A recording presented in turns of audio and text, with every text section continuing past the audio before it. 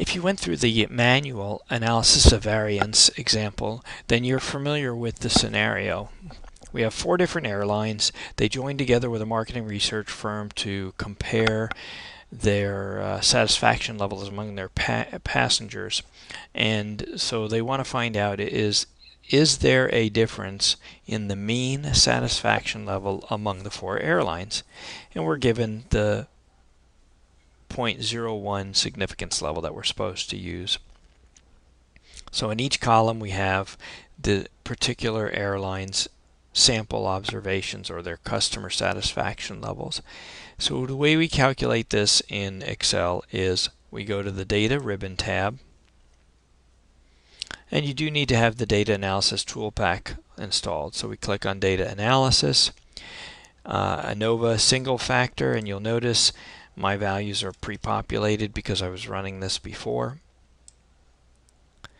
So we select all of our data, and you can select it like this even though there are blank spaces or blank cells, won't be a problem. And how are we grouped? Well, we're grouped by columns. Each of the airlines' observations are in the column below the label heading or the heading. So we select labels in the first row because we did in fact select our labels, and we want an alpha level of significance at 0.01. And rather than putting it on a separate worksheet, I know how much space it's going to take up, and it will fit right here nicely, and it'll line up nicely with my yellow highlighting, which tells you that the book uses the term treatments here instead of between groups, and it'll use error here instead of within groups. But it's the same numbers. Here is our F test statistic, and here is our F critical value. I'll highlight those, and let's at the same time drop off a number of these decimal places. So we have 8.99 and 5.09, 8.99, 5.09.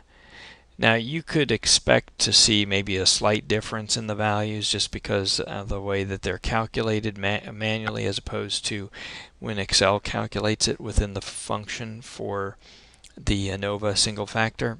But you can see in this case they came out to be the same thing. So our conclusions are the same, that we reject the null hypothesis that all of the population means are the same. And we can conclude, just as we did in our manual calculation, that the population means are not all equal. The mean scores are not the same for all four the airlines. At this point, we can only conclude there is a difference in the treatment means. We can't tell which treatment groups differ or how many treatment groups differ.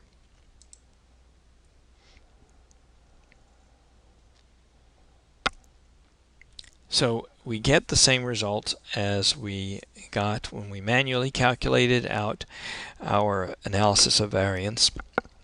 The advantage here, we also get a p-value, which supports our decision to reject, and it's also quite a bit simpler to do the calculation using the Data Analysis Toolpack in Excel.